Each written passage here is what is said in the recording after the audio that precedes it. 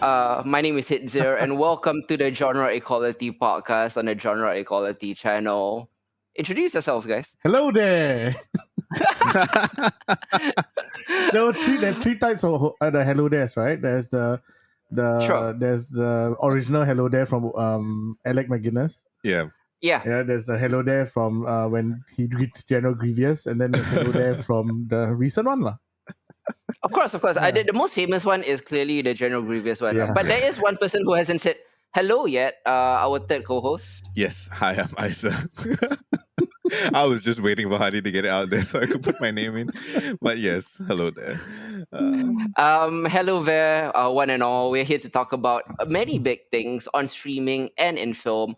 Particularly, of course, the big topic is Obi-Wan Kenobi, alongside a new Star Trek show called Strange New Worlds. Plus, we'll be delving into the fourth and final season of Stranger Things, alongside some notable releases such as Netflix's Umbrella Academy, which recently dropped its latest season.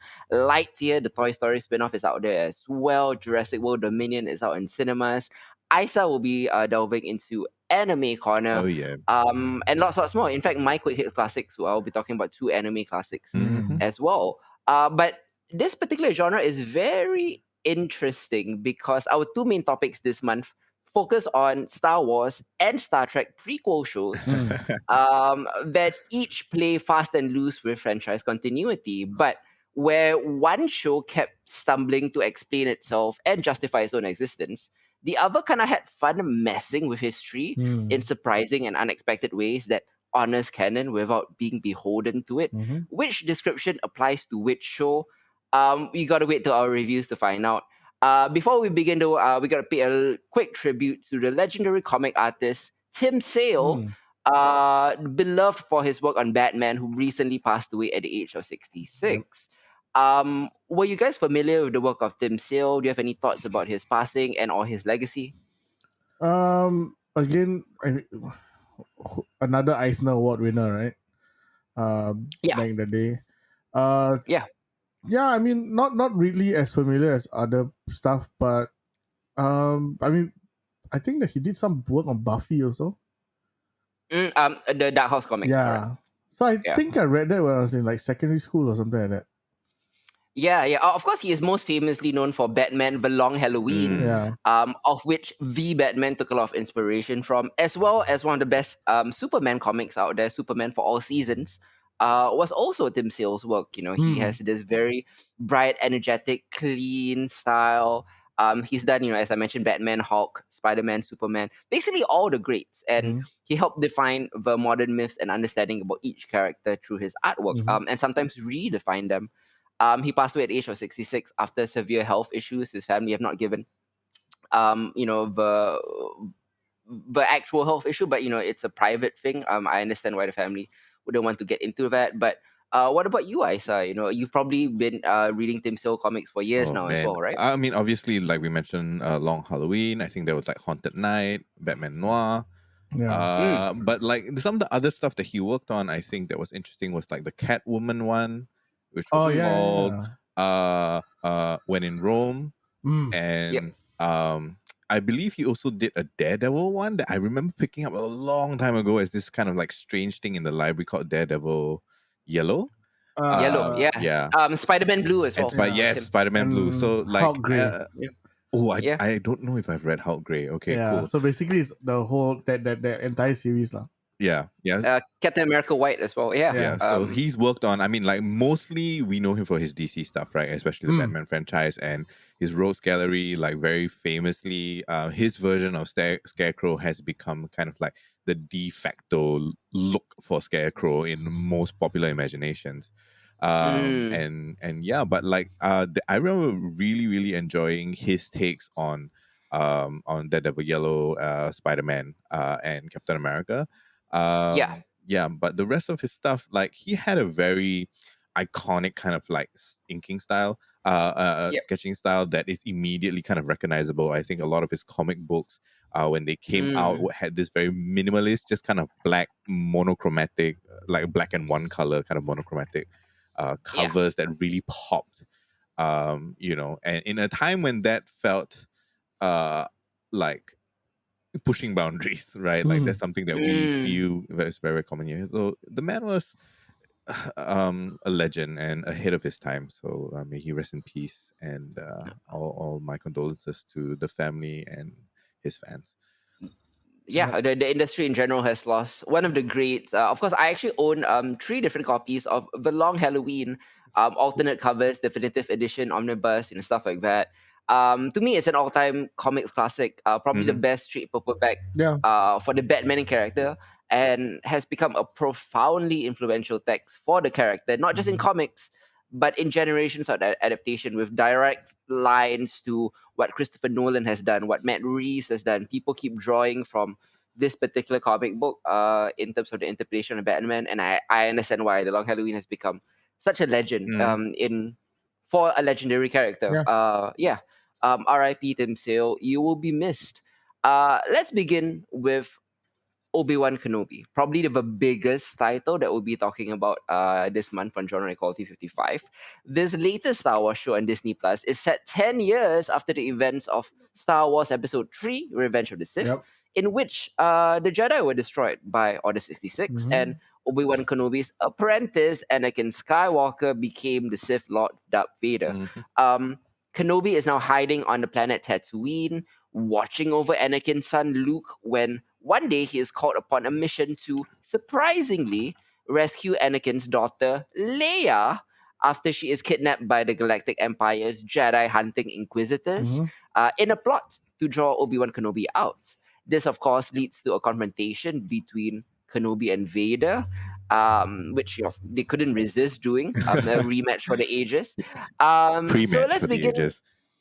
Definitely, man.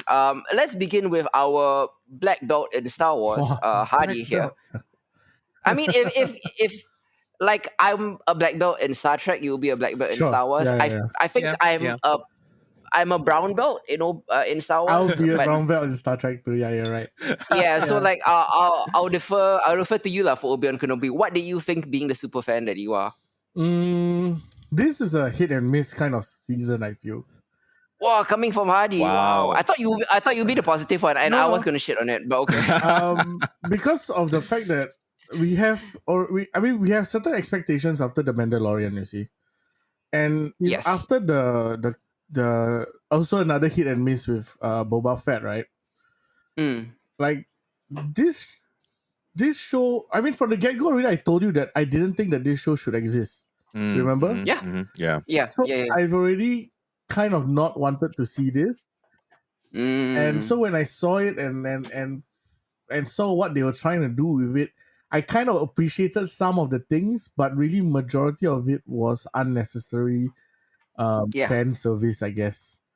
You know? Like the story of the Inquisitors and all that was so bland. Like there was barely any. I mean, it was based on. I think it was only focused on one Inquisitor, Riva, I guess, and her story wasn't compelling enough for me to really want to watch this entire season. And I'm not saying because she got a lot of flack, like a lot of apparently she got a lot of racist comments and all that, death threats and all that. Obviously, that's not warranted, But as a character itself, I think Riva was a very badly done character. Written. Yeah. Not Moses Ingram's fault. No. Is what not her fault. what you're saying. Yeah, it's not her fault at all. It's like the character is not good. Yeah, any actor, white, black, green, yellow, would purple, not be able to right? make this happen. Yeah. Exactly. I would say that there were some moments which I really appreciate is when Obi-Wan is like delving into his emotions, his feelings, his past, and trying to get over the fact that he actually lost the war, Yeah, the trauma. Ewan McGregor's face acting is probably the best part of Obi-Wan. And that I felt was very powerful. So some of the Darth Vader moments were great as well. Especially the final confrontation, I felt that was the best confrontation they had. But again, I still feel, I mean, even after all that, I still feel that this series is quite unnecessary. Yeah. What about you, Isa? Biggest revelation from Obi-Wan Kenobi has to be Baby Leia.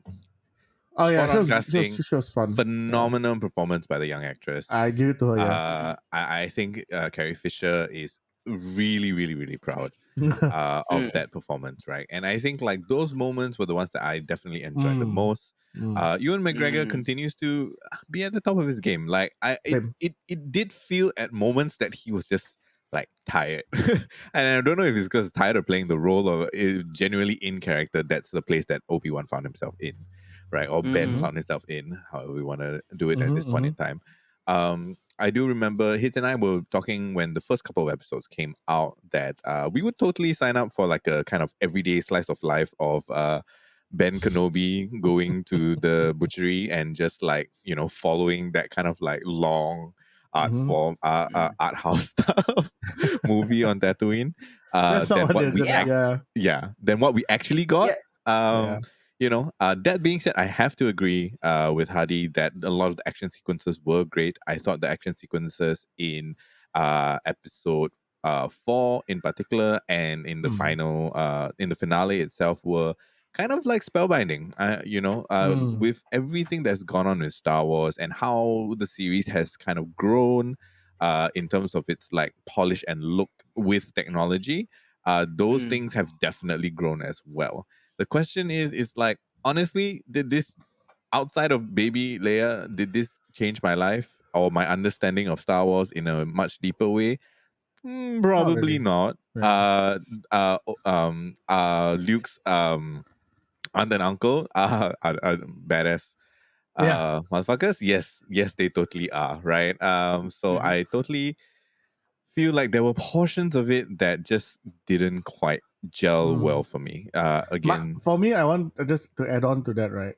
Yeah. Like I was so disappointed with Fortress, the Fortress Inquisitorius. Oh my god! Like this fortress had been broken into twice in canon already. Yeah. You know, this is the worst, and they still have the gall to say, "Oh yeah, nobody dares to come into this fucking place." I'm like, bro. 5 years ago, another Jedi just went in and like stole all your things. Yeah, like literally, they waltzed in both times. It's insane. Through the same way. Yeah, it was the exact same way. Obi-Wan escaped looking like Vincent Adultman. Yes, exactly. Vincent Adultman, with the in his cloak. Oh my god. I mean, that's a BoJack joke for those who don't get it, but I'm referring to the trench coat scene, which is absolutely ridiculous.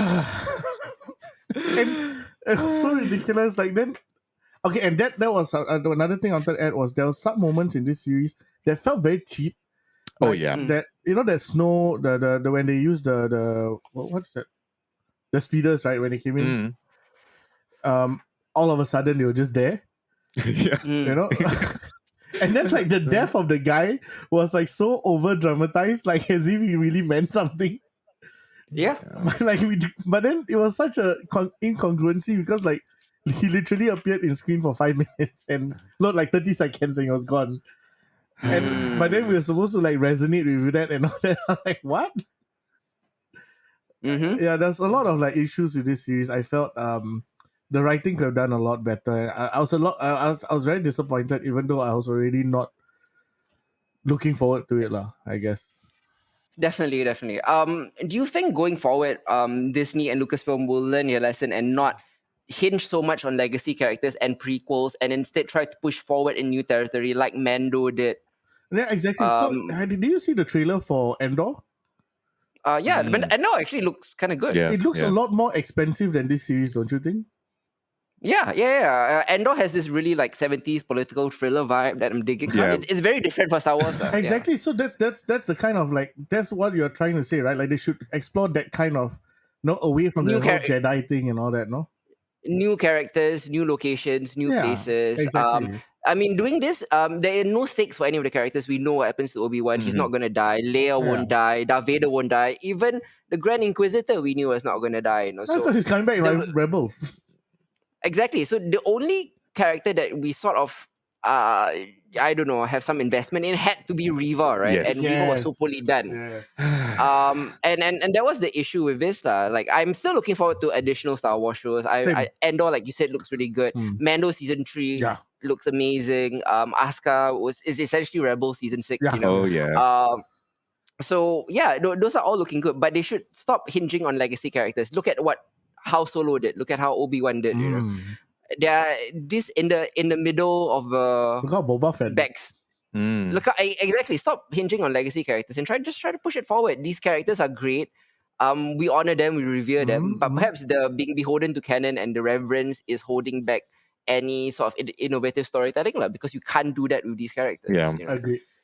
Yeah, I mean, let's just move on with this and give our ratings. Let's begin with you, Hadi. How would you rate Obi-Wan Kenobi? 5 out of 10. Just pass for me. All right. What about you, Maisa? Interestingly enough, for once on a Star Wars franchise, I'm going to give it a bit high. I'm going to give it a 6 out of 10 just because I love Baby Leia. Yeah. Okay. I'm giving it a 4 out of 10. Unfortunately, this was a fail for me because of the reasons already specified. But 4, 5, 6, they're all middle of the road scores, and this was the middle of the road show. Unfortunately, what is not a middle of the road show is the other prequel series that we're going to be talking about. From Star Wars' natural enemy, I guess. In our geek habitat, Star Trek and Star Wars are like not. They're natural enemies, shall we say? Yeah. Although we are all fans of both franchises. Yeah, exactly. Let's talk about Star Trek Strange New Worlds. Star Trek's grand return, right? First with Discovery, and now what feels like a whole flotilla of shows transformed the franchise into a series of very serialized, action-oriented adventures for the most part, which is a distinct shift from the more philosophical, thoughtful, and standalone episodic style that had largely guided the franchise since its inception in the 60s. Yeah. With Strange New Worlds, it wisely re-embraces that old format once more, and in doing so stands apart from its current contemporaries as the best Star Trek show around. On the surface, Strange New Worlds sits at a peculiar crossroads. It's technically a prequel to the original 1960s Star Trek show, the original series, but it's also technically a sequel spin-off to the second season of Star Trek Discovery, which introduced the main trio of Enterprise officers in Strange New Worlds: Ensign Mounts as Christopher Pike, Ethan Peck as Lieutenant Spock, and Rebecca Romaine as Number One. Where the newer shows juked away from the aesthetic and tonality of the original Star Trek to differentiate itself, Strange New Worlds wholeheartedly embraces the classic form from top to bottom, not just because it's set on the Enterprise just a few years before Captain Kirk will sit in the command chair, but because Strange New Worlds' earnest embrace of its roots is worn with pride. I think overall, Strange New Worlds is absolutely nailing the basics of what makes Star Trek great, and best of all, it's also a fun, breezy time that once again focuses on the morality, the anthropology, the sociology of their corner of the galaxy. This is the best Star Trek since Enterprise ended in 2005.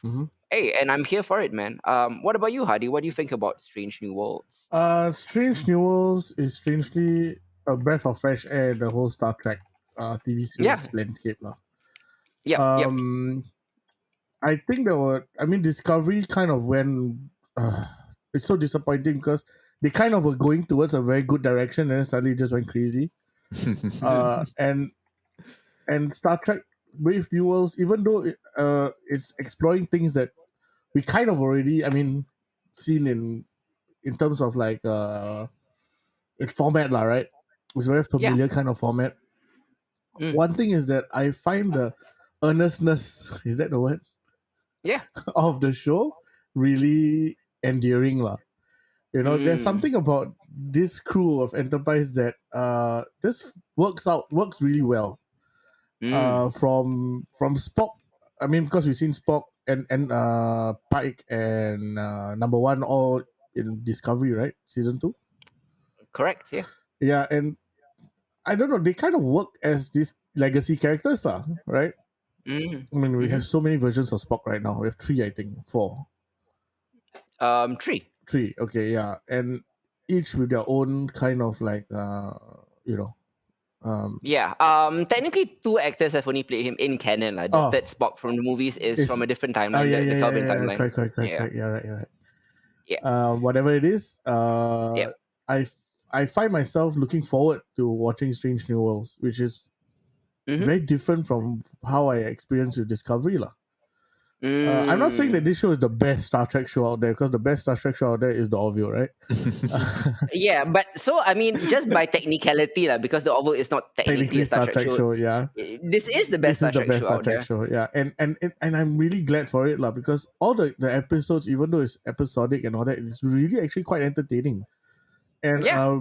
And kind of like a lot more logical. Like the way that they address the problems and solve the problems is a lot more logical than what they'll do in Discovery. You know what I mean? And that's and that's what I want to compare, because Discovery is the best. I mean, the closest comparison right now, right? In terms of the recencies of the shows. So Picard, I guess, is more recent. yeah, but Picard is not really a Star Trek Trek show. Yeah, it's an Indiana Jones action adventure exactly. show, right? Yeah, with a geriatric Captain Picard. Yeah, exactly. Yeah, I mean, I guess after being constantly disappointed by all of modern Star Trek, anything after 2005, I was quite hesitant to give Strange New Worlds a shot. Yep. From Discovery to Picard to even J.J. Abrams' garbage movies, the new treks have again and again betrayed the core values of exploration and diplomacy and anthropology of Gene Roddenberry. Yeah. They favored serialized bang bang boom boom pew pew action adventure bullshit. And Star Trek to me has always been about going to a new planet each week and encountering a new scientific or moral or ideological dilemma from interactions with a foreign culture. Yeah, exactly. And then people sitting in a room having good faith debates about those issues. Yes, sometimes conflicts occur when problems cannot be resolved through dialogue. It happens. But Star Trek always treats conflict as a last resort. It teaches us that problems are best solved through diplomacy and mutual understanding and compromise, never fighting.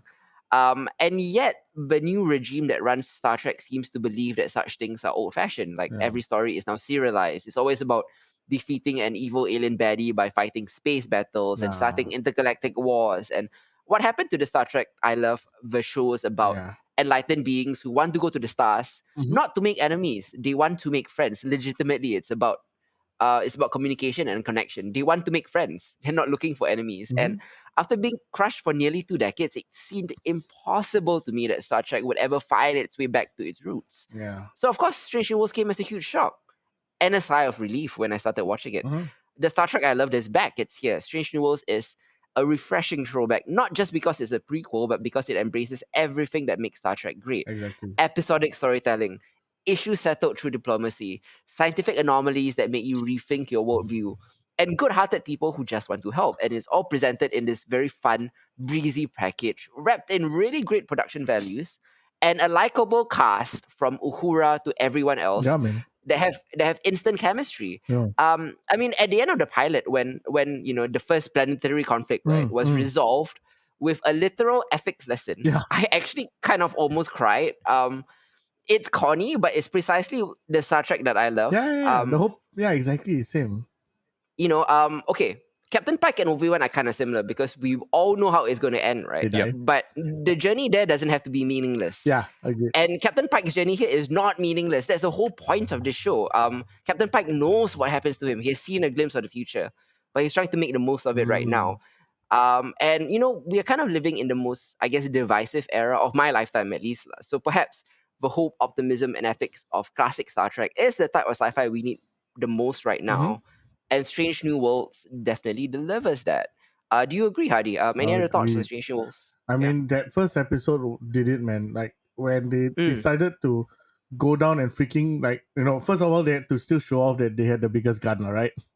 Sure. So that they could just control the narrative of the two sides, right?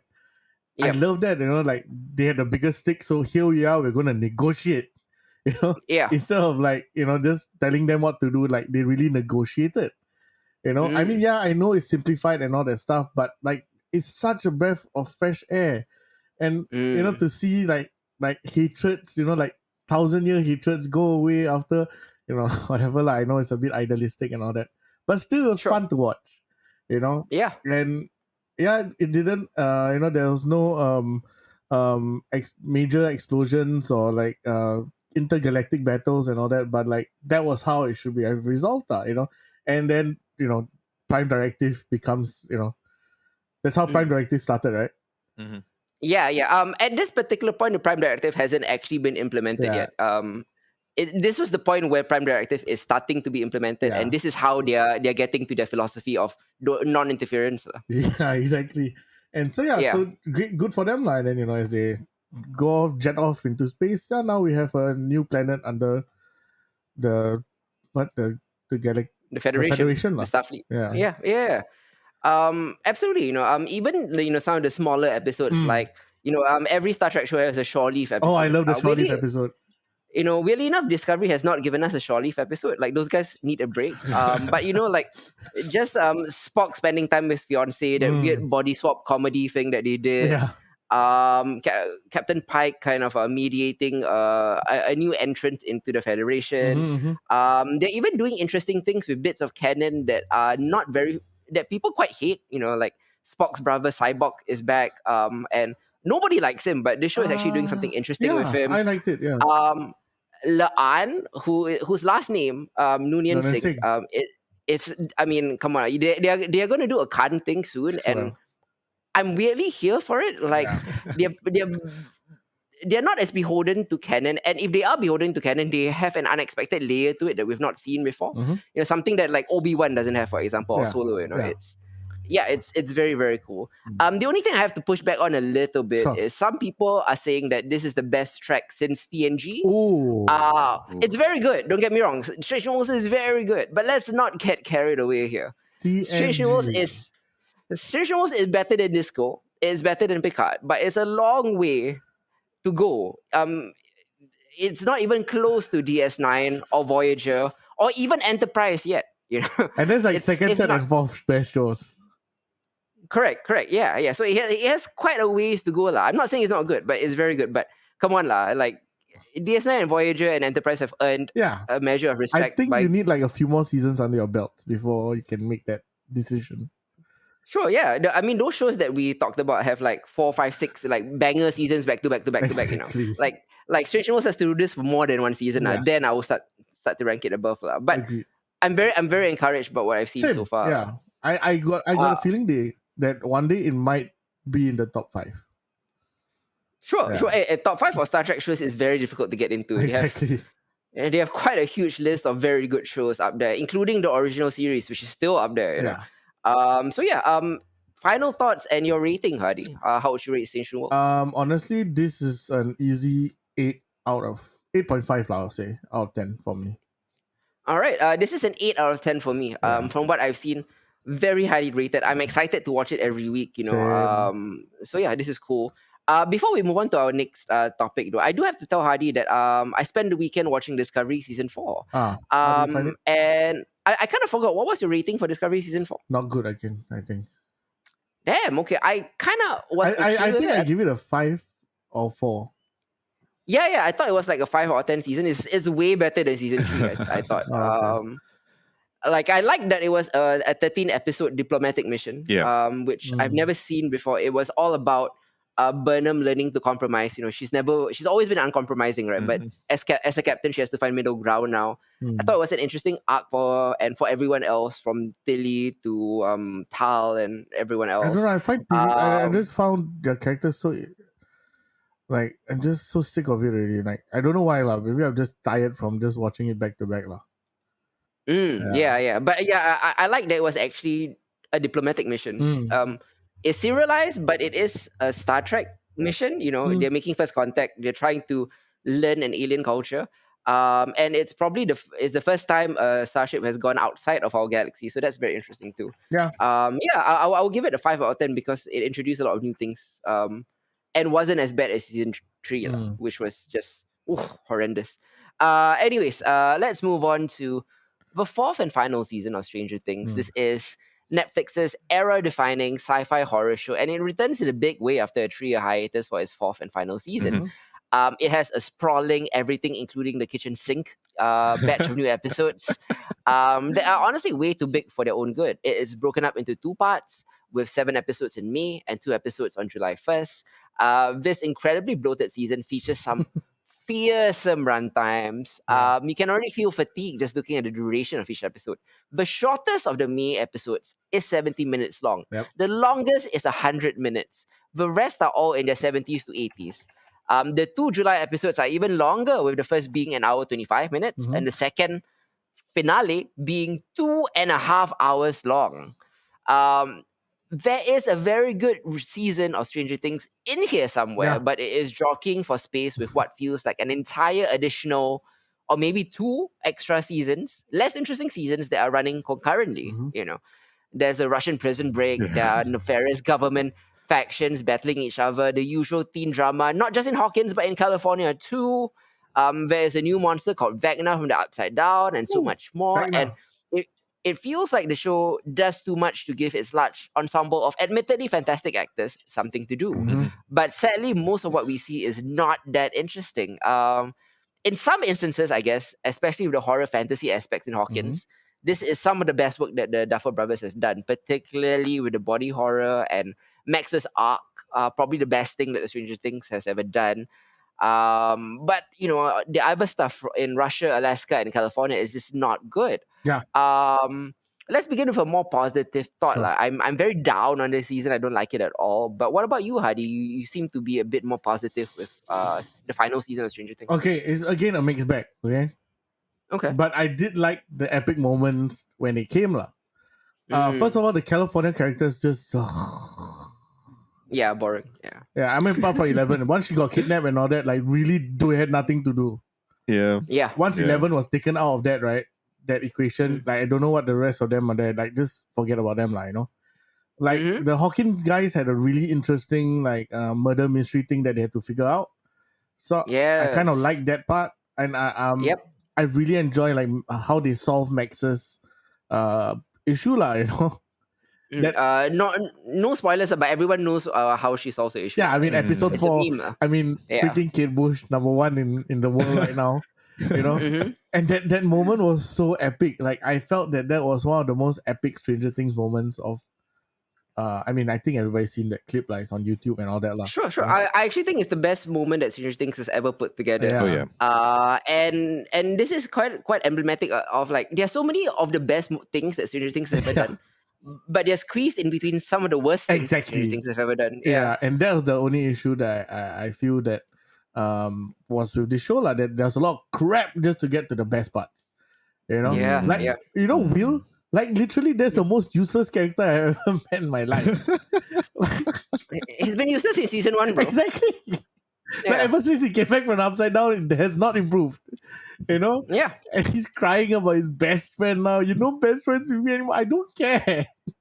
I don't care, bro. You are a plot device. You're clearly a plot device. That's Go why I don't care away. about you. You know? Like, yeah.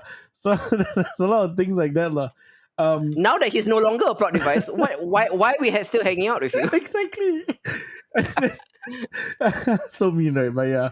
Yeah, but it's true. And then what I did enjoy, so past that Max episode, then there's a lot more just I know the Russia thing this that and then you know that moment when we find out who Vecna is you know, and and that was kind of cool. So I kind of want to see that, but then I feel like I have to get through another 12 hours of ridiculousness before I get to that part again, you know. I agree. Like I just hope that I mean no actually all the runtimes nearly 2 hours each, right? Yep. Even the next part, right? The next parts are even longer. The finale is close to 3 hours. Yeah. I mean, I really think that if they could have shortened it, I think they could have shortened it. You know, and if they had shortened it, it would be one of the greatest seasons. But I feel there's so much crap in between everything because there's so many great moments. It's just you have to wait for all those great moments, Yeah. What about you guys? What do you think about season 4 of Stranger Things? Man, agree on many of the stuff that you guys have already covered, but this was a slog to get through, which I feel is extremely unfortunate. Some of the standout moments that you guys have already talked about, but the ones that stand out for me were really kind of tiny moments that were kind of like a nod to, you know, the earlier seasons itself, and the fact that when these kids are playing Dungeons and Dragons, right? Like rolling a nat 20 and then screaming about it and then going to someone who's new to it and saying this is why we play is exactly what I experienced very awesome. that was that D&D episode, right? You're talking about when amazing the stuff. sister joined them, right? Yes, Erica, because that makes it so much easier for me to explain why I spend so much of my time playing Dungeons and Dragons. I can just show people this clip, and I think like that was one of the most kind of true to life and a very short, very concise kind of like love letter to the game in and of itself. That being said, Wizards of the Coast just released a new Vecna stat block for you Dungeons and Dragons people out there. The timing has to be right. It is just too coincidental that they released that, and then Stranger Things we get our own kind of version of Vecna here, and it was just one of those things that bugged me at the back of my head while I was watching that. I was like, okay lah, can lah. I'll let this go. There have been better iterations of like people using the. I know it's not actually Vecna, but people using the Vecna character, and obviously clearly inspired by those things. But I mean, honestly, it could be a third as long and even better than what it is now. Like even splitting this into 2 different seasons would not have been 2 great seasons, right? It's just really picking that, and like Hids and I have already kind of talked about the bloat problem that a lot of streaming services have been suffering from because they've moved the goalposts, right? Like now it's about how many hours of content you are getting through. I don't think it's fair for us to have to sift through so much just to get what we want out of a franchise that we've invested so much in. It feels it cheapens the experience. Overall it was because of that. That's why it didn't sit well for me. But when it was great, it was great. When it wasn't great, it was horrible. So I don't know, man. I'm kind of split down the center as well. I mean, I just have to agree with you on the D&D part again. Yes, like absolutely. When that moment when they were, I'm sorry, I'm just going to geek out a bit, okay? But that moment when they finally realized that it was Vecna that they were fighting because of the eye in the hand, right? Yep. And I was like, oh shit, that's Vecna. Like before even like the guy was calling it out, I think if you're a D&D person, like, oh fuck, that's Vecna. Yeah. It was really Vecna. And Vecna is a legendary character, so there's you know what the fuck they were going in for, right? Like there's going to be a fight of their life kind of thing. Absolutely. Like it's going to take 10 hours or something like that just to go through this fight. So you know that I mean I know they dumbed it down to that last role and all that but still the epicness of it was there, which I thought was very, very well done especially if you're a D&D fan Agreed. Like that bit of fan service was really, really rewarding. Yeah, it was. And it was. at least now I have something within popular culture that is like very kind of close to the actual experience to kind of show people, oh, you watched season 4 Stranger Things? Though I had one of my D&D like nerdy friends, right? He was like, actually, if they kill Vecna, then he'll go back to his phylactery and then he'll come back. He's not actually dead. And I was like, guys, calm down. Yeah. It's just a show. Yeah, it's all fair, right? Like I just like the representation of that. Like I think when Stranger Things first came out was a period of time when D&D started to pick up interest in greater kind of a mainstream pool, together with like the rise of like D20 and CR as well. Right, so like all of that has caused the game to grow in popularity a fair bit, but they never quite explored that past kind of like the initial seasons, right?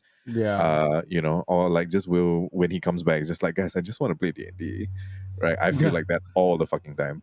But like kudos to them, like spending, they had so much time. The only time that I can excuse them spending extra time doing is playing D&D on screen. Agreed. Yeah. Also on that note, on Critical Role side, if you haven't seen the latest Calamity series, oh my god. Oh yeah. It was so good. Shout out to the CR crew, shout out to Brennan Lee Mulligan, and all the guest stars that were there. Best D&D I've ever seen in my life, and I've seen a lot of D&D. That was the best. Yes. Anyway, ratings, guys. We've ranted a fair bit. Ratings, I think I'll give it a 6 out of 5. 6 out of 10. Well, 6 out of 5 is very high, bro. A 6 out of 10 because I think the 6 will be for the epicness of some parts. Yeah. Sure. What about you guys? Oh man. I'm gonna give it like a 5.5, right? Like you made me sit through too much. If it was less of that, if like 60% good and 40% bad, I would definitely have favored it there. This felt like so much of a slog. Yeah, it felt never ending. So I'm just gonna give it 5.5. I kept checking the runtime as I was watching, Yeah, and that's a big like red flag for me, This was a very convoluted jumble, overlong farewell to what is the the streaming defining show, of the streaming era. This is it. Stranger Things is the show that defines streaming, and Yep. I'm very sad that it was this big of a mess, lah. In a surprise to no one, longer does not equal better. It's a lesson we've all learned, Yeah. and Stranger Things seems to not have learned that, lah. Sadly, despite my love for Kate Bush, one of the greatest songs in the 20th century, finding new life in the 21st century for a whole new Oh generation. yeah. It's a 4 out of 10 for me. Aw. Unfortunately. Do you 654 again? Say again? We did another 654. We did another 654. That's right. Yeah. I guess I've had a particularly busy month, I guess, watching things, Mhm. and I got very angry with Stranger Things because I felt it wasted my time. So perhaps, but perhaps I would have rated it higher in a different month when I wasn't so busy, Sure, lah. But goddamn, yeah, this was a 4, and if I was generous, it was a 5, lah. But for now, it's a 4. That wraps it up for Hardy's portion Hey, of I'm done. genre equality. Go and watch AEW Forbidden Door, Hardy. Yeah, that's I'll what I'm talk going to to you do now, tomorrow. actually. Thanks for joining us, Hadi. Sure. We'll catch you next month where we'll talk about the Orville. It's a fantastic Oh, show. yeah, can't wait. Mhm. All right, guys. All right. Thank you, everyone. Goodbye then. I was about to play out. Bye. Bye. Now I'm going to delve into Quick Hits, the little segment where I talk about the movies and TV shows that my co-host may not have had time to watch this month. I'm going to kick it off with Lightyear, which is spun off from the Toy Story franchise. Pixar's Lightyear is a sci-fi action adventure that tells the origin story of Buzz Lightyear, not the toy, but the hero who inspired the toy in Toy Story. Lightyear follows the legendary space ranger after he's marooned on a hostile planet, 4.2 million light years from Earth, alongside his commander and their crew. So Buzz tries to find a way back home through space and time. He is joined by a group of ambitious recruits and a charming robot cat called Socks. Complicating matters and threatening the mission is the arrival of Zurg, an imposing presence with an army of ruthless robots and a mysterious agenda. Lightyear is, in essence, a light, breezy, average Disney movie that just so happens to feature Pixar's MVP. While barely feeling like a Pixar movie at all, this is just a straight up middle of the road Disney film. It's a film of modest charms and mediocre pleasures, enough to help pass a summer afternoon, perhaps, but not enough to quell the sense that this was made for perhaps less than creative decisions. This is perhaps more of a cheap IP cash grab that captures but a fraction of the comedy, the thrills, and the poignancy of the Toy Story franchise. Unfortunately, so it's a 5 out of 10 for me. Next up, we hit into the Umbrella Academy Season 3, which picks up right after the Season 2 finale, where the Hargreaves siblings time hopped out of 1960s Dallas, Texas, only to find that their actions have altered the original 2019 timeline. They find that their adopted father, Sir Reginald Hargreaves, is now alive and has a whole different family of adopted super children called the Sparrow Academy. Plot-wise, for a series that has enjoyed topping itself with the complexity of his storylines year after year, with the ramifications of doing X eventually resulting in the chaos of Y. Season 3 takes the first 2 seasons and says, "Hold my beer." On one hand, kudos to showrunner Steve Blackman and his writers for not getting sloppy in regards to, ignoring unfinished storylines and then packing more new storylines on top of it. They pick up and run with a lot of story threads that were embedded in previous seasons and finally flesh them out here, which is appreciated. Particularly how the show addresses Ellen Page's gender transition to Elliot Page. It's actually quite fantastic and sensitive and simple and quite beautiful, if I might say so. But on the other hand, the entirely new cast and new timeline, the addition of a myriad of secrets and major twists, and an expanded storyline for Sir Reginald and Mom, the robot mom, it's exhausting to track and follow it all. Perhaps 8 episodes would have been more effective in creating a more tightly coiled season with more streamlined stories and less meandering between major story turns. In the end, though, it feels like a very densely plotted season that seems to undercut the potency of emotional moments by trying to pay too many things off. It's a 6 out of 10 for me, a decent season, but not a great one. Next up, let's talk about Spiderhead, which is a new sci-fi film on Netflix from Top Gun Maverick director Joseph Kosinski. The movie takes place in a state-of-the-art penitentiary run by a brilliant visionary called Steve Amnesty, played by Chris Hemsworth here. Inside the prison, inmates wear a surgically attached device that administers dosages of mind-altering drugs in exchange for commuted sentences. So there are no bars, no cells, no orange jumpsuits. In Spiderhead, the incarcerated volunteers are free to be themselves, except they're not. At times, they're a better version. Need to lighten up, there's a drug for that. At a loss for words, there's a drug for that. So their brains they're altered by these mind altering drugs. But then when two subjects, particularly Jeff played by Miles Teller and Lizzie played by Janice Mollet, they form a connection. Their path to redemption takes a twistier turn when Amnesty's experiments start to push the limits of not simply behavior alteration, but it might curtail free will altogether. So for a movie so preoccupied with the idea of choice, the choices that people can make and all of that, the idea of free will, which we've seen so many times in sci-fi films and TV shows. Spiderhead itself, I find it interesting that it makes the least interesting choices available to it. For a movie that has the free will to do anything, it always seems to do the worst thing narratively. Spiderhead feels very derivative and only superficially interested in the big ideas and ethical conundrums that it brings up. Yeah. So it's a 4 out of 10 for me, unfortunately. Not Joseph Kosinski's fault, but mostly the writing's fault, sadly. Yeah. Finally, let's talk about Jurassic World Dominion. Colin Trevorrow's Jurassic World trilogy caps off with his third film in a franchise entitled Dominion. Dominion takes place 4 years after Isla Nublar had been destroyed in the second movie. Dinosaurs now live and hunt alongside humans all over the world. Honestly, it was a Hail Mary to bring back the Jurassic Park original cast, Yeah. This was kind of like a break in case of emergency type of thing, bring back the old cast for a nostalgia pop. But their big meeting with the Jurassic World cast has the unintended effect of reminding us how little we have come to care about the new cast. However, there are some genuinely exciting action sequences that do save Dominion from being a complete dud. There is a thrilling raptor versus motorbike chase in Rome being one of the highlights. Otherwise, this film is a great case study of how Trevorrow and his team have refused to learn from their film's own message. You should never bring the dead thing back to life. No matter how beautiful or unique or majestic the original thing was, stop. Do not bring it back to life. In terms of story, thematically and emotionally, this one is quite a pure flop.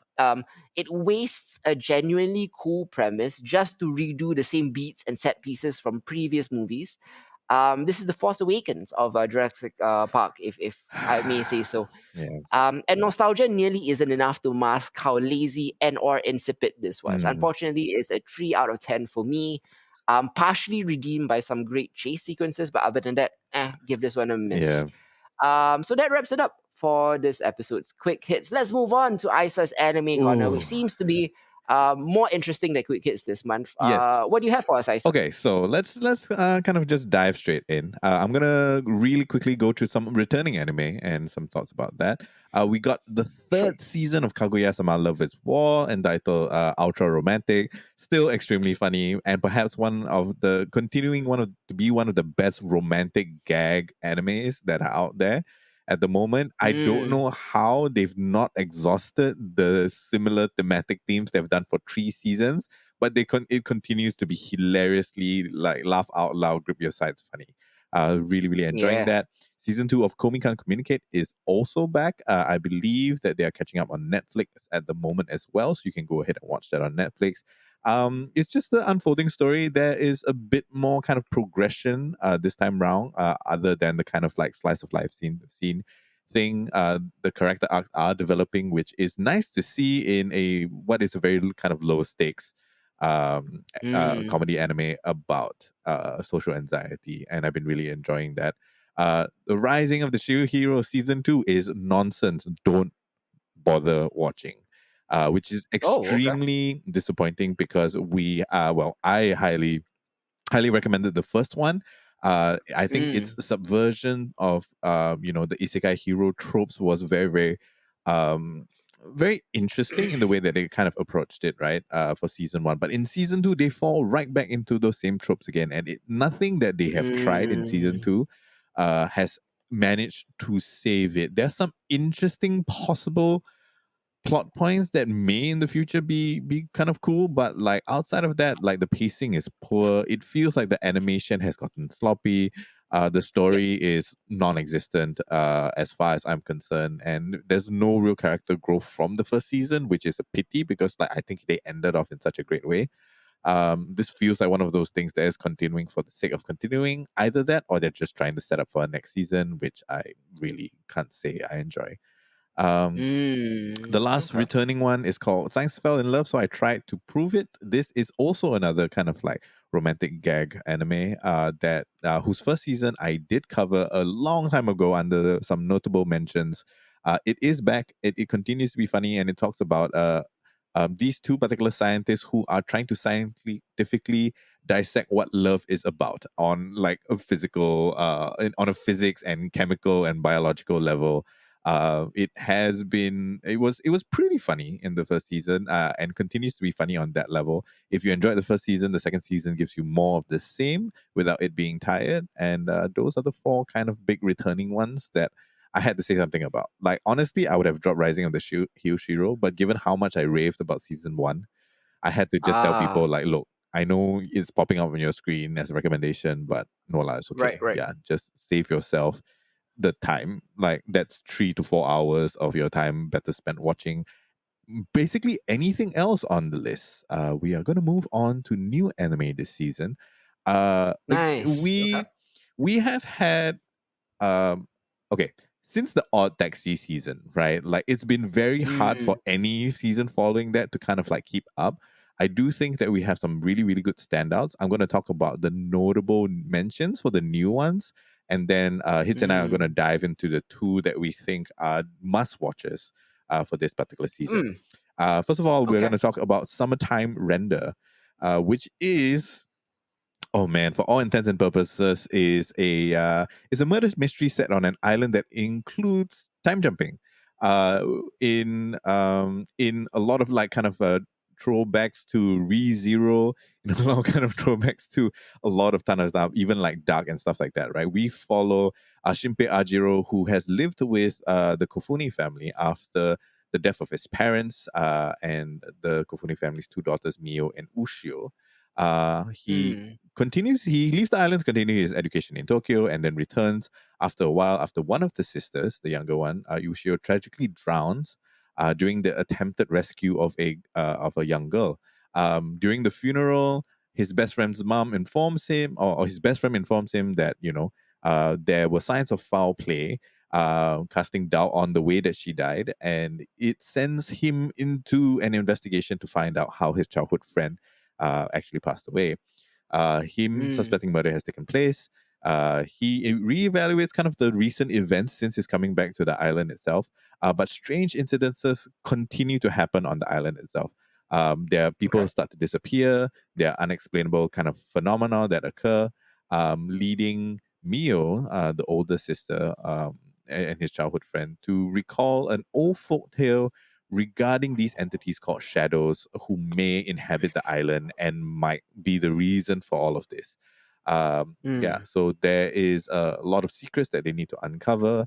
What's interesting about this is that while I was following this, because the soundtrack is kind of ace and it's pretty eye catching for the artwork. So we go through like 3 episodes. Shinpei dies, and then he goes back in time, and then the whole thing like he has to revisit the entire thing from a different timeline, from an earlier timeline, and this repeats itself several times over. At no point in time through all his time traveling does it feel like he's treading old ground, which is to say a lot, because like some of our favorite time traveling kind of anime, right? I'm thinking about Steins Gate and stuff like that. We constantly go back to the similar things, right? And that's to reinforce the fact that, a lot of the time you are treading back old ground. There's a lot of good tension building within Summertime Rendering that I found surprising. It's not perfect. I do feel like some of the characters are very flat. overall, because we are sacrificing character development within the story itself for the plot, right? And as with all kind of time travel stories, it's hard to kind of like keep all those threads together. Shinpei himself is not the most likable protagonist. In fact, he's an idiot. Uh, that has like these Deus Ex Machina moments of like incredible insight, which I also found annoying. But all in all, like I think it was a valiant attempt at this kind of murder mystery with time travel, anime cliche, that was gripping and entertaining for the most part. So, Summertime Render is my first one. The second one, which I think is borderline, might be my third favorite from this season, and wholly unexpected. Nice. And as you can see, there are a couple of great kind of sports related anime that I'll be talking about. It's called Danseur, right? We follow a character called Junpei who has had this like budding love affair with ballet. That started when he went to his sister's ballet recital, and one of the male ballet dancers roused his interest with an amazing kind of performance, right? However, for Junpei, being brought up in a very kind of like, um, uh, mm, patriarchal society, masculinity, all of that, right? Decides to kill his hidden secret passion for fear of his friends and family seeing him as effeminate. So he joins the soccer club, he trains in Jeet Kune Do, right? And is intended on following his father's footsteps to become a stunt coordinator, right? All the possible manly activities that he can do.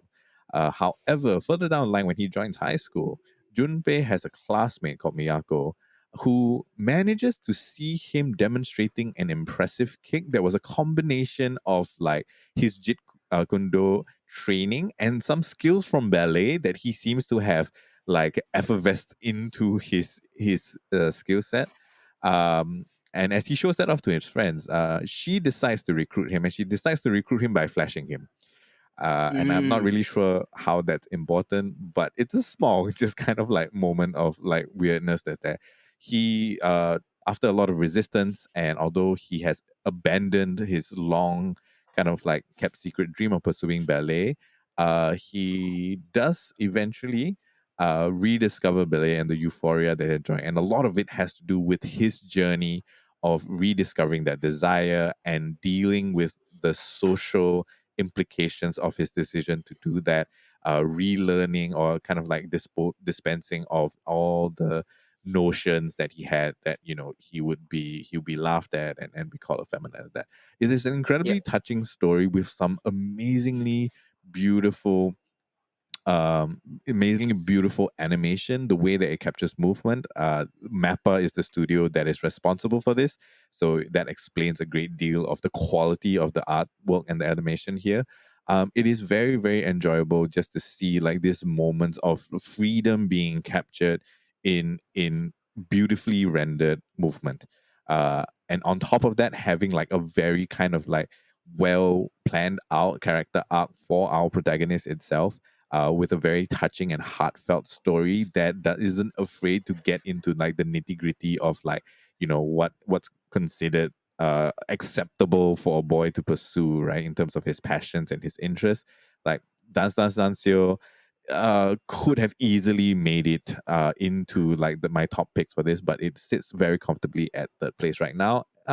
In a surprise to me and apparently to a lot of other people as well. Moving on, another sports anime. This time we're going into the world of soccer.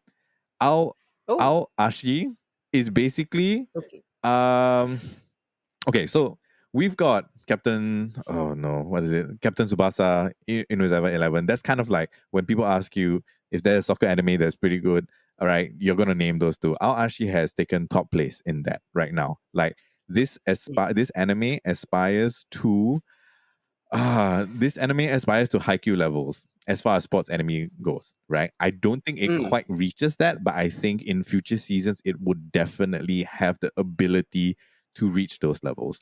We follow in a quiet kind of rural town, the local junior high school football team ace called Ashito Aoi. is known for his unpredictable kind of playing style. He's extremely self-centered, but he's the sole powerhouse for his team, and he carries his team all the way through the high school preliminary tournament, right?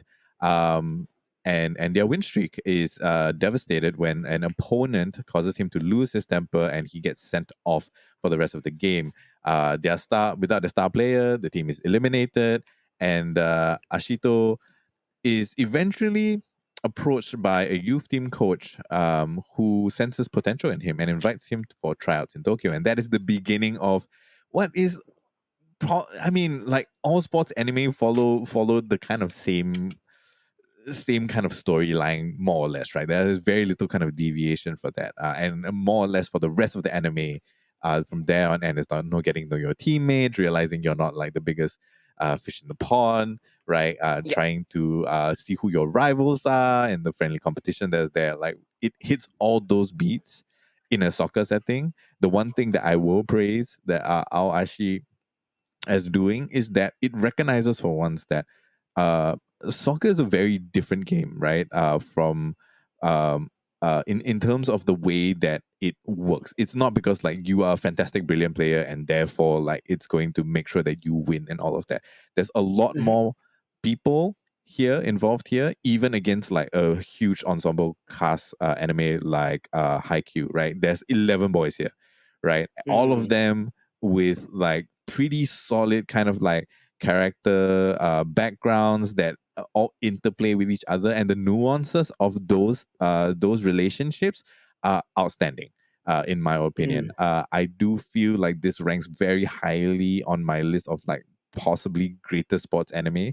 It's got a lot of promise, and I've enjoyed most of the season that I've seen already so far. I think it has a bit of a way to go to reach Haikyuu, but I do think that this would be the soccer modern equivalent of what Slam Dunk was back in the day, and that's pretty high Well, praise.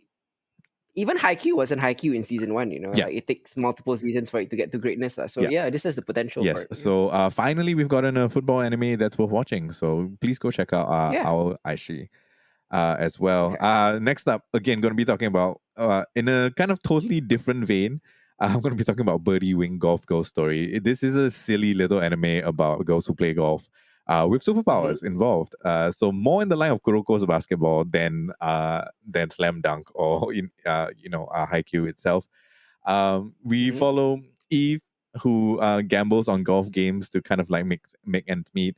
And she thinks she's kind of the only one who has tricks up her sleeve as far as playing golf goes. But she gets eventually invited to an underground golf tournament where she can only use 3 clubs, and an entirely unknown universe to her where there are a whole bunch of girls who are all superpowered and playing golf. It's silly, it's cute, it has some very touching kind of tender moments, and is absurd to the nth degree how one would possibly add superpowers to a show about golf. But yeah, it works, and it's funny, and I've been enjoying it. It's nothing like mind-blowing or inspired for that matter, but yes, Birdie Wing Golf Skill Story. If you enjoy Kuroko's basketball, if you're into golf, then this is for you. One of my favorite sports movies of all time is Happy Gilmore, which is Yes. about somewhat, Adam Sandler kind of has a superpower being a hockey player. He can only drive, right? So Yeah. I mean, I enjoy like quirky golf things. Yes. Yeah. This is right up my alley also. Yes, Yeah. a lot of the characters are really, really fun and kind of like very unique as far as like this kind of like sports adjacent anime goes. Like, so I really kind of did enjoy them in a more superhero anime way than necessarily a golf anime way. It's just the combination of two that is bizarre and enjoyable. So yes, Birdie Wing Golf Ghost Story. I'm just going to quickly go through the rest of the stuff because I do feel like some of them are, well, they're kind of tropey, but I enjoyed them. I'm Quitting Heroing. It takes your kind of like isekai hero tropes. Basically, the hero saves the world, humanity fucks him over. He's like, you know what, I'm done. And then he tries to get recruited into the Devil Lord's army. basically, Okay. right?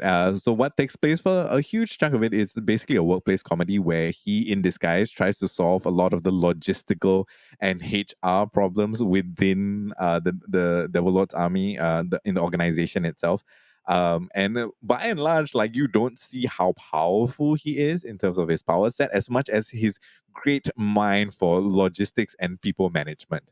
It is tongue in cheek, and it tramples all over the tropes that we get from Yoshonen and kind of like isekai hero stories. And that in and of itself, I thought was worth a watch and worth kind of like highlighting. Nice. The other Okay. two, Aharen is Indecipherable, and Shikimori is Not Just a Cutie, basically are all rom-com animes. Aharen is Indecipherable feels a lot like Komi Can't Communicate, where we follow a small girl who basically can't speak above a certain volume, who befriends a outcast, kind of like socially awkward boy who sits next to her. And they're very, very strange, kind of like almost symbiotic relationship where they need each other to kind of like communicate through things. It's cute. It's cute. And it's a very meme worthy, the scenes, because it's like very exaggerated kind of reactions to things that are going on, because there's very little dialogue as far as it goes from the main protagonist itself. Shikimori is Not Just a Cutie is basically about a very unfortunate, this basically the boy is a bad luck charm, right? Like anything bad that can Oh, happen will happen, right? And about yep, his girlfriend, who's basically a badass, who like yep. constantly like saves him from being hit by a truck, saves him from a baseball like knocking him out, saves him from a whole bunch of other stuff, right? And she's just constantly his guardian. It's one of those really cheesy but very heartfelt kind of like love stories whereby he can't help himself, putting himself in danger, and she can't help but Mm-hmm. like be there to save him. It gets tired after a while, but for the first 5-6 episodes, it's very, very cute. Oh, In nice. in the Okay. most like absolutely syrupy sweet way. But I Yep. enjoyed it. So sure, why not? I'm gonna recommend it. So Oh, finally, yeah, awesome. we're gonna come down to my top two picks here, of which I Okay. believe Hidzir has caught both of them. Yeah. First of all, Right. let's start off with Spy Family, which, in a surprise to some of you, maybe it's not my top pick of the thing, but is definitely worth recommending. Hits, you have Definitely. caught Spy Family, yes? Yes, I have. Very early on. It is on Netflix, and I believe we just hit episode 12, so there's going to be a break before a new bunch of episodes comes out. As far Yep. as what is available, in the story wise, we've barely scratched the surface, right? There are several more arcs that have already been covered in the manga, which I've been following since it came out. Super excited to have been able to catch the adaptation of this, and I think they've done a great job. What do you think so far, Hits? Yeah. I think very few anime, or at least freshman anime in recent years, have come in with as much hype as Spy Family, and I Yeah. think the debut season has definitely uh, met those lofty expectations. Perhaps even exceeded them for some Yes. who have not read the manga. Yeah. Spy Family perfectly translates, I think, the wit and the warmth of Tetsuya Endo's manga to deliver the most charming and enjoyable, at least one of them, one of the most charming and enjoyable anime of 2022 so far. If Yes. you've ever wanted a wholesome sitcom version of the Americans, Spy Family is it, Yeah. the car chases, there are gangland murders, there are impossible missions, but they are all the flourish. But the heart of the show lies in the domestic drama itself. Lloyd, Anya, and Yor and their domestic Yeah. fulfillment. The situational comedy is absolutely funny and expertly done. Yes. And there are multiple laugh out loud moments per episode, and whatever problems arise, whether it's Yor's brother turning out to be a secret Yeah. police, or Anya's Mark, in school bullying her to hide a growing crush. They get through it all not with superpowers and super skills, but rather with unwavering emotional support for one another, which I find very heartwarming. Yes. What about you? Yeah, Yeah. absolutely. I agree with like a ton of that. For those Mm, of you that are unfamiliar with what Spy Family is about, let me just give a yeah. short kind of synopsis. Spy Family is set in, I guess, what would be a post-war fictional equivalent of what Germany was like, right? So we have Ostentania on the one side, and then we have like the equivalent of West Germany on the other side. I can't remember the exact name. Within Westerlist. Westerlist, that's right. So in the bustling Yeah. city of Berlin, the Ostanian city, or the equivalent of what East Germany would be, we follow the adventures, I guess, of a spy master called Twilight, right?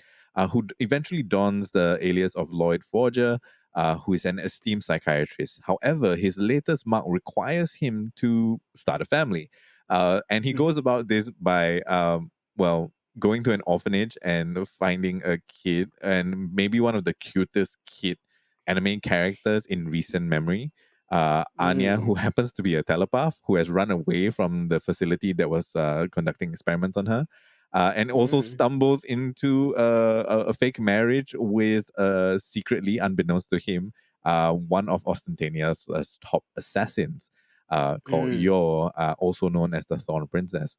They basically play family kind of all the time, and that's where a lot of the shenanigans that Hidzir has already just described spans from. It is, of course, outside of the really, really good action sequence for a gag anime, and on the car chase sequences and all the spycraft that's going on. It is the quieter kind of like family moments where they're negotiating their relationships in what is a arrangement of convenience for all three of them, in what feels to be very genuinely familial. And those are the portions in time that I look forward to most while watching Spy Family itself. Yeah. How would you rate Spy Family if you had to give it a rating? Probably an 8 out of 10. I really enjoy, despite the kind of foundation of lies that this found family is built on, I think the real joy of the series is watching each member of this found family, who each have something to hide, come to genuinely care for one another. Not just out of self-interest, but of selflessness too. I think, they do come together out of practical reasons, but they stay together for the unexpected bonds. And that's kind of the crux of the conflict and the comedy, is in our protagonist's willingness to prioritize the emotional needs of their domestic partners alongside their hidden agendas. Lloyd and Yor's heartwarming attachment to what's that, Anya, as they juggle kind of the more mundane stresses of newfound parenthood, which is honestly the more interesting aspect of Spy Family. Alongside with the thrilling nature of the double lives and the danger of that, Anya is very fond of her adopted parents too. I like the neat little wrinkle that she's the only one that knows what both of them are up to, or they don't know what she's up to. A lot of great elements coming along and setting up for an interesting future for the show, which I think has long legs. Right now, they're really leaning into the situational comedy aspect of the found family. But much like the American season 5 and 6 and stuff like that, it's when they find out what each other is up to, that's when the drama will come. And I'm willing to wait for that, because I'm enjoying the little social interactions right now, whether it be at Eden Academy, whether it be at home. That's just fun to watch for now. Yeah, absolutely. Like it's been quite a ride. Like so far, it feels, the anime does make it feel a lot more dynamic than the manga. And as much as I love the manga, like the anime, if you're a fan of manga, please watch the anime. If you haven't read the manga, I think watching the anime first might actually hook you, and then you can go and read it later on, for sure. But yes, this is our, as good as it is, our second top pick for this season of anime. Moving This on. is a rare. Yes. Hold on. This is rare. This is a rare team up between Studio Wit and Cloverworks. I read. Yes. Quite big powerhouses, lah. So that's why the animation is so dynamic. Interesting. I've never seen like two big studios work together like this for one show. Yeah. Usually, I mean, like we in recent times we've gotten a lot of like Mappa and like Wit, kind of, but like Wit and Cloverworks themselves, every time they've come together, it's been banger, which is a lot to say. And I also think that, this is a kind of a side note, I've realized that Wit has come up with a couple of things that have been on Netflix. Most recently, we reviewed Vampire in the Garden, which was by Wit Studios, which was not great. Not good. Bubble, the movie that's also on Netflix, was also not great. You know, and I was wondering, like, really, if they've been putting a lot of their resources into doing some of the more like bigger collaborative ones, including Spy Family, because I see. Okay. Wit has grown immensely in the last couple of years, and they put out a lot of great stuff. So to see like not so amazing stuff like coming out is kind of a surprise, but Spy Family is not one of those disappointments for sure. Yeah, definitely, definitely. Yeah. What's your number one pick? My number one pick is R.I.P. Komi, otherwise known as Ya Boy Kongming. You might have heard us talk about With this, throwing this around in a couple of episodes of Behold when we were doing our monthly kind of recommendations. yep. I'll be very honest, like it caught me completely off guard. I saw the kind of like poster for it. I was just like, oh, what in the world is this, right? Like immediately the style didn't quite grab me. But the synopsis did. So we follow Zhuge Liang, otherwise known as Kongming. Of course, one of the greatest tacticians in all of history that existed during the Three Kingdoms. He having led, you know, his army and Liu Bei, his boss, to like countless kind of like victories throughout his tenure as the head tactician. Kongming falls ill, and in the moment of you know his passing, I guess, or at least it's hinted as the passing, he wishes that he would be reborn into a world where peace would be abound, and he wouldn't need to put his talents to acts of war and violence.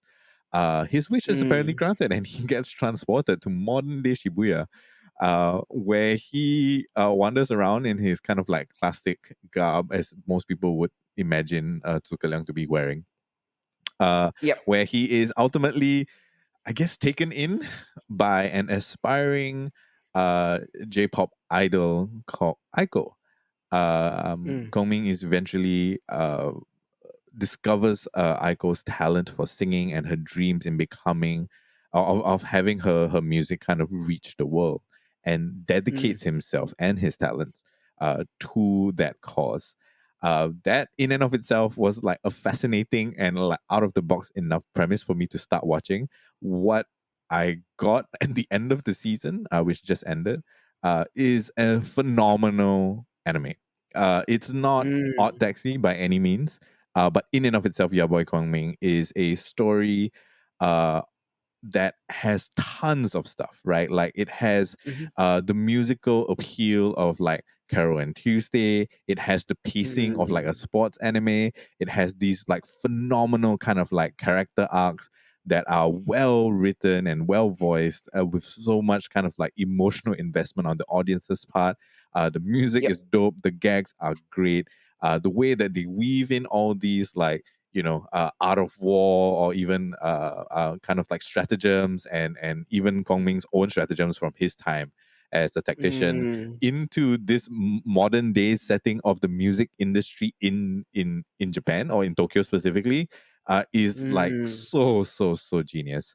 The way that Yep. it goes on, like for me, your boy Kongming stands out because it has such a strange and simple and absurd premise, but it delivers so much more on that front within the season itself.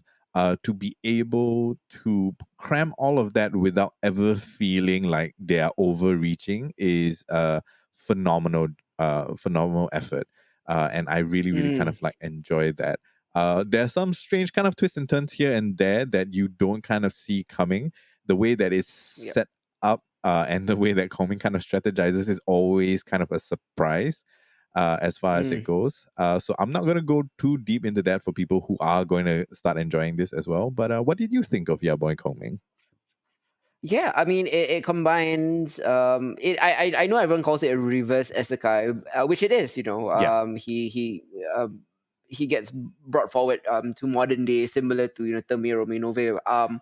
And similar to Termi Rominove is one of the more eccentric reverse isekais that Yes. that you will ever find here or anywhere. But I'm also a big fan of historical anime. I'm also a big fan of musical anime, and it meshes up those two genres. Yes. From the moment you hear the OP, the opening theme, I think you'll be hooked by the experience. You never skip the enemy's banger, because I don't. Yep. Great job by Queendom there. You have it on repeat, as do I. But aside from the opening and the closing song, which is good, the genre mashup I think keeps me entertained. Yeah. Even if you're not a fan of Three Kingdoms or you don't know much about the mythology and legends of Three Kingdoms, Yeah. I think you'll find yourself laughing out loud and intrigued by the running gags, which is how Kongming manages to adapt ancient battlefield stratagems into a modern context, whether he tries to find a slot for Echo in an EDM festival, or whether he's trying to get an audience to come see his show in a nightclub, or whether he's trying to finagle likes and follows on social media. It is very funny, very interesting. It has a very smooth pacing. Interesting character dialogue, and the character designs and everything are very pleasing as well. I think visually is really, really good. Yeah. The main character is probably the enemy's greatest strength, more so than Eiko, Yes. because Kongming is a likable character. Yeah. And you're just so interested to see what he's going to do next. More of his speeches, more of his strategies, as he tries to Ari Gold, I guess, Eiko's career. Yeah. And the creator, I think, and the writers do an excellent job of depicting the thought process of Kongming, Yes. which is, like I said, based on a real Chinese general back in the day. He is the show's life and soul, and he kind of hooked me immediately. His strategies are interesting and powerful, probably ludicrous to some extent, but I'll Yeah. go along with it. Yeah. Um, for an anime season, specifically the spring season, that is so wrapped up in Spy Family. It's or Kaguya-sama Yeah. and some of the other bigger titles. It's a bit of a shame that your boy Kongming has sort of fallen under the radar. But despite that, despite being so overshadowed by some of the bigger titles out there, it somehow became a cult favorite. Yep. It's risen up on my anime list. It's been upvoted a ton on anime Reddits up there. Yeah. People are genuinely finding this and loving the show. There's a bit of a cultness to it, Yeah. like Odd Taxi. Yeah. Like people who've seen it, they feel very like possessive about it. Oh, this is the one show that you're not cool enough to watch. I'm cool because I'm into underground anime. Yeah. And your boy Kongming certainly is that. It's interesting, it's off the wall, but I think sooner rather than later, this is not going to be a cult show. This is just going to be a big show. Yeah. It's caught on. Surprisingly, I'm surprised that it's caught on, but Yes. it has a very catchy title Yep. and a very catchy premise. Yep. So of course it will catch on, Yeah, right? for sure. I think there's been a lot of people have been sharing a lot of the music that has been coming out from your boy Kongming on social media, and that has definitely kind of like picked up. Like Aiko's singing voice is done by Neko96, who is a phenomenal voice. The production value just in the musical arrangements themselves for the in world kind of like songs are phenomenal. Solid stuff. And I think they are reaching an entire new kind of demographic who may not necessarily have watched the anime just through the quality of the music that they're putting out. And like that to me is great, right? Like honestly, I feel like more people should kind of like watch it. I feel it's much like you said, like I'm one of those, culty underground things. Like I'm gonna shout this out just because like it took me by surprise. It delivered more than its premise kind of afforded at the beginning, and it has a kind of a little bit of everything. Right, it's hard. It's a difficult balancing act to do. Like Spy Family is great and it is phenomenal at what it does. So is Kaguya-sama. So is Komi Communicate. But it's been a while since something this fresh and absurd has come out, swinging out of the gate. And I think like people deserve to know about it. Yeah. I was also refreshed by the fact that the anime doesn't spend too much time, doing stereotypical man out of time or fish out of water comedy. Yeah. If Kongming really is as brilliant as he says he is, Yes. and he is, he will acclimatize very quickly, and he uses that keen intellect to acclimatize himself to the 21st century within the first episode. Yeah. The first episode indulges a bit in that fish out of water comedy, Yeah. and then after that, he just hits the ground running. That is the true joy of the show lies in watching this renowned strategist, adapt military tactics for a new battlefield to fight rival influencers and rival pop idols and rival managers from major agencies and things like that. Yeah. You see him manipulating a Steve Aoki type DJ to produce Eiko's latest single. Things like that. I can't wait for them to go to overseas EDM festivals and shit like that. It even delves into the world of underground hip hop and rap battles and shit like that. Seeing Kongming work his magic in our 21st century world is quite a delight. That's why I think Kongming is my number one as well. Yeah, for sure. If you guys are looking for just like something really, really out of the box, or you want to see Zhuge Liang like rap battle, like and throw down, over the mic, like there's just some really, really kind of like solid scenes all over the place. Again, like the music, while not usually what I listen to necessarily, is great. Yep. And I think like overall the performances and the soundtrack and everything kind of pulled together makes for a very enjoyable, cohesive experience that I was not expecting. And kind of the underdog of this season, and that is why Boy Kongming is genre equality's pick for this season of anime. How you rate Yeah. Boy Kongming? Probably a 9 out of 10. Yeah, it's for me. I think this might be one of the highest rated anime outside of like the Odd Taxi season that we've given in a long time. So please check it out. Yes. Yeah, definitely. I'm super hyped for it as well. To continue on the anime theme and to piggyback off Ice's Anime Corner, this is Quick Hits Classics Anime Edition. Yeah. We'll be talking about two kind of classic animes that only have one season but are pretty notable. First one is slightly less notable. It's called Ping Pong. It's by director Masaki Yuasa. It's probably the most unique sports anime I've ever seen, simply because Yuasa's janky, unorthodox, almost graphic novel painting art style is not the smooth or dynamic animation you expect from the genre. Nope. You've kind of been spoiled by Haikyuu or Hanibado and things like that. But this has kind of a rough and wobbly sketch style, and it's very beautiful and eye-catching because it's so different from the clean lines and kinetic physics you see in other sports anime. And I repeat, this loose, wonky art style is not because of lazy production values. It's a deliberate choice. Yep. And it works for the mood and the tone of the show, which is not your average sports anime at all.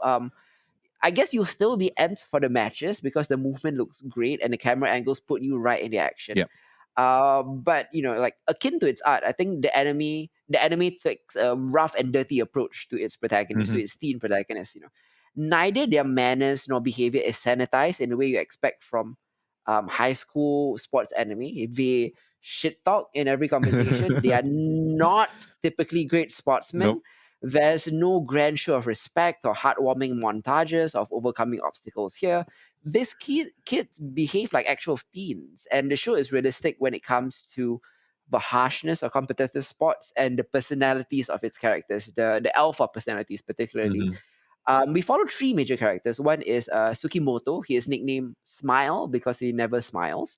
He's an introverted high schooler with a natural talent for table tennis, though he has zero passion for the sport. He doesn't care about glory or winning, despite being the best player on the show. And if you expect his personality to change through the show, like, oh, I'm uninterested, I'm laissez-faire, blah blah blah. Don't hold your breath. He does not change, and I found it very refreshing. Yes. Ping Pong's refusal to give him a traditional arc is what I loved most about the show. Meanwhile, Hoshino, nicknamed Peiko, is Smile's friend and opposite. He has the passion and energy to the point of annoyance. He is a Conor McGregor type braggart. And worst of all, he's actually kind of good enough to back it up. But what happens when bullies lose? Peiko has built his identity around being the best, and he's not even the second, third, fourth, fifth, or sixth best in the show. He spirals, and that's a great arc too. Lastly, there is Kong, who is a Chinese transfer student who's been kicked off the Chinese youth team. Yeah. And he feels embarrassed that he's now forced to play with scrubs from Japan. Kong is so much better than the Japanese boys. It's like watching an NBA player in the Japanese basketball league. He's just so out of their league. It's ridiculous. And Pico and Smile are the central pair, and their complex friendship forms the backbone of the series. But then characters like Kong start to shine in the story because his story of alienation from China and his sadness and resentment of being left out and being of missing home is kind of fascinating. Of course, Pico and Smile have other rivals too, and they're all surprisingly well developed for an 11 episode show. Across the course of this tightly packed show, many of the main and side characters kind of bob and weave between each other, forming friendships and rivalries, losing hope and gaining pride, tearing each other down and building each other back up. It'd be easy for a story like this to focus on a simple failure to success story or highlight one of these characters at the expense of others. In Ping Pong, this is never the case. Everyone, even the minor characters, are very fully realized with their fears, regrets, and distinct personalities. And importantly, they're not very likable most of the time. And I find that really interesting for sports anime, that because most of the time everyone seems very likable. Yeah. They make an effort to make you want to root for everyone. And I've never seen anyone like really dig in and double down. Some people are just not likable, Yeah. and it's okay. Yeah. Um, the show finds time for all its character development because absolutely zero scenes are wasted. Yeah.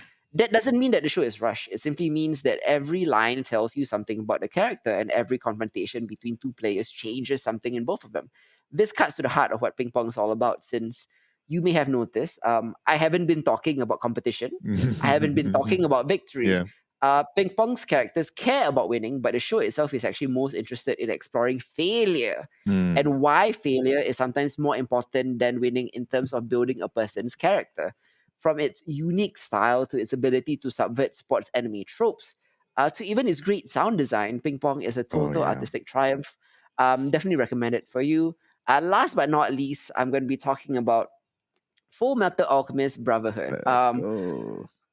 Fullmetal Alchemist has been around since the early 2000s. It was one of those anime series famous enough that it was hard to be an anime fan and not have heard about it. Yep. I know that in 2009, a few years after the first FMA wrapped up, it was rebooted. That felt unusually soon, but the first series apparently had deviated heavily from the original manga.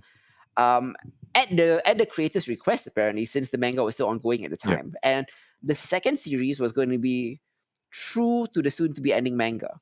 The buzz around the second series, titled Fullmetal Alchemist Brotherhood, was even stronger than the first one. Despite that, I've avoided it since this was around the period 2009, 2010, when I grew out of shonen. But I decided to watch it recently because I had some spare time. At first, I didn't think too much of the two teenage protagonists.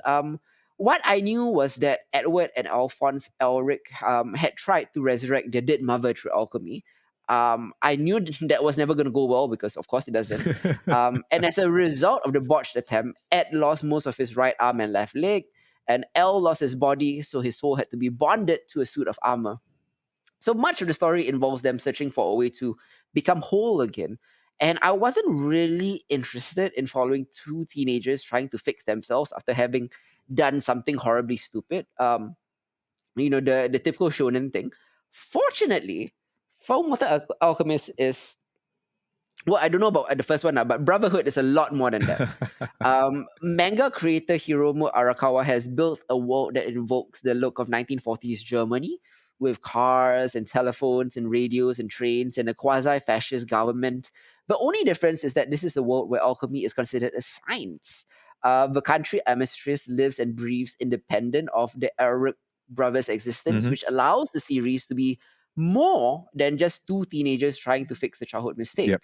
I'm sure Ed and Elle do well enough with their target demo of preteen and teenage boys. I think they're watchable, they're incredibly talented, they're kick-ass for their age with just enough emotional insecurity to make them relatable. Much of the show's humor centers around the antics of the two of them. And Alphonse's animations are adorable when he's out of sorts. Although Ed's sensitivity about his height is a little overdone after the first few episodes. But for me, it's the parallel story going on, the parallel conspiracy story that got me going. Things that don't involve Ed and Elle. There is a whole other show here that is not Ed and Elle. The brothers, yeah, sure, they are searching for a way to restore themselves, and a possible key to finding that is creating a philosopher's stone, right? Which enhances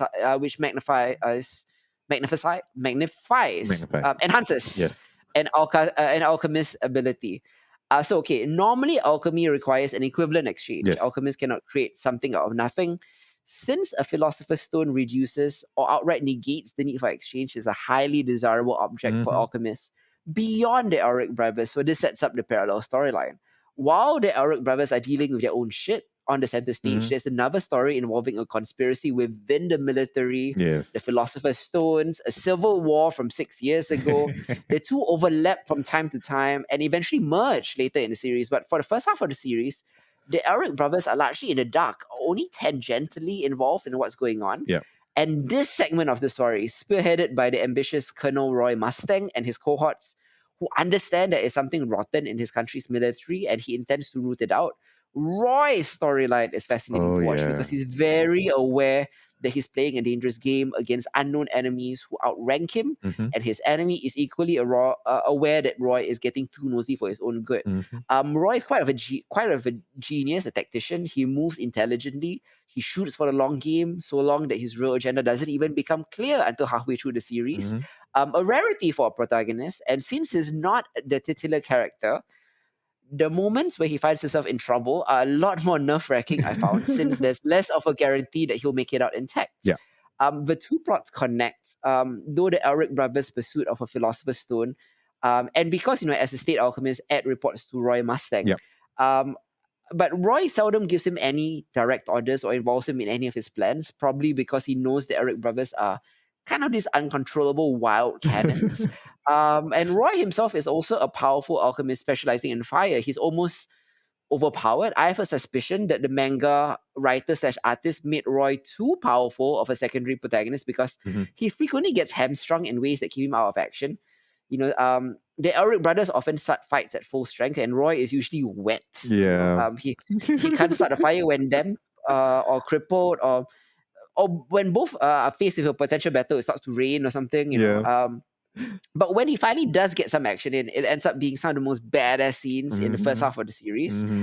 This isn't a show I would have watched on my own, but it's better than I expected, and I can see why it's so popular. Yeah. The use of alchemy throughout the show is not only well designed and integral to the story, but it allows for some creative problem solving that just wouldn't be possible for protagonists in most other series. Yeah. And given the 1930s, 1940s setting, this can mean knowing the chemical composition of what they're transmuting. I feel is very smart because it involves real life chemistry as well. Yep.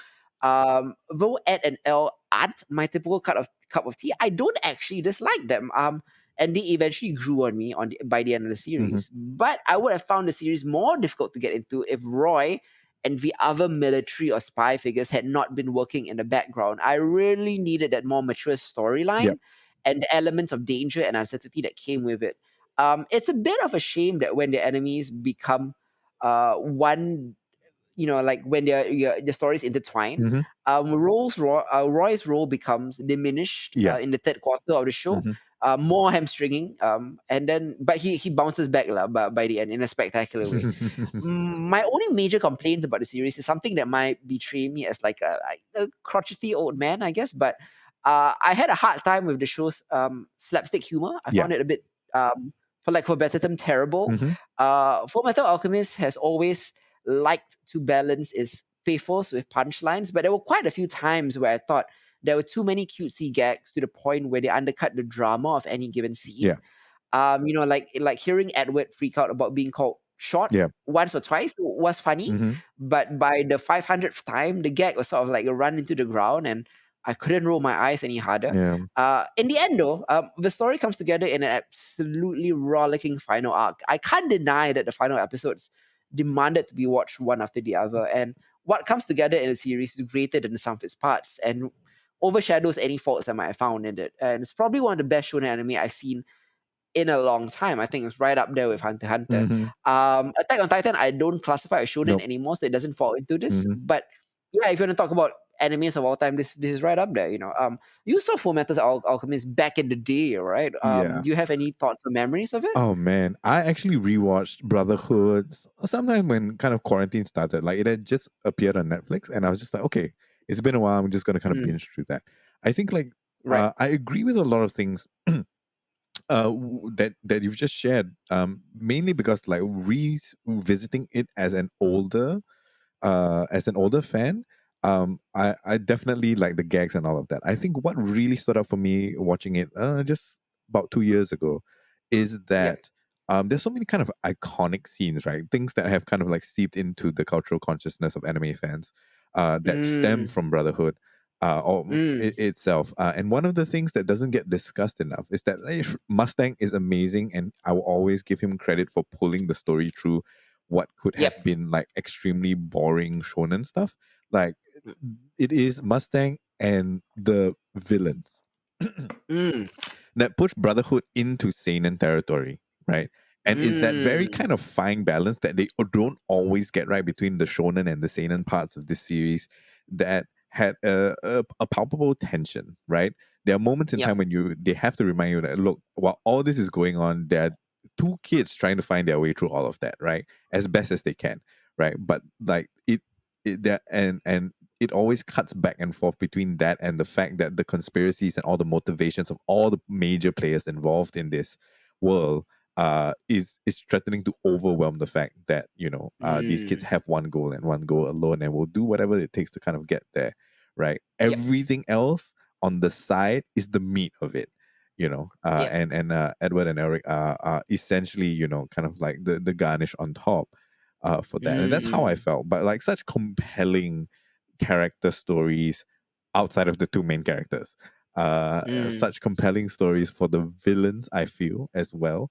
And that's something that isn't really talked about, with all of the I don't know. I mean, there's no spoiling. It's been like nearly a decade, but like each of the individual villains and the way that they play out in their interactions with either Roy or with the brothers, eventually, like all of that is compelling, despite the fact that they don't have enough time to explore those things. And it's hard to do. It's hard to do. And I think like much like Hunter x Hunter, it is that kind of combination of like growing up from being shonen as a series, as a franchise, that has made these two really kind of like big titles what they are. Definitely. Yeah. Agree with you on that. You can catch Fullmetal Alchemist Brotherhood on Netflix. It's still streaming there. Do check it out. I don't recommend shonen often, so when I do, you know that it's not your typical shonen. Yeah.